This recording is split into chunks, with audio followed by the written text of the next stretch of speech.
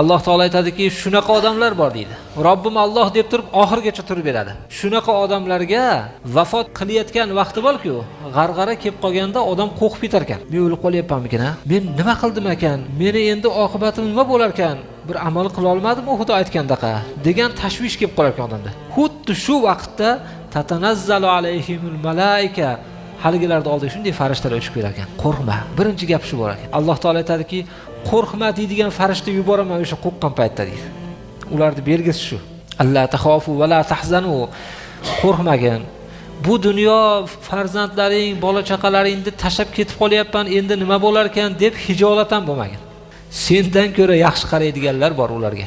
Va abshiru bil jannati allati kuntum tu'adun. Tirik yurgan paytingizda Robbim Alloh deb turib, shu gapingizda turib berdingiz. Shunaqa odamlarga bashorat bo'lgan, bilasizmi, jannatga kirasan deb. O'sha jannat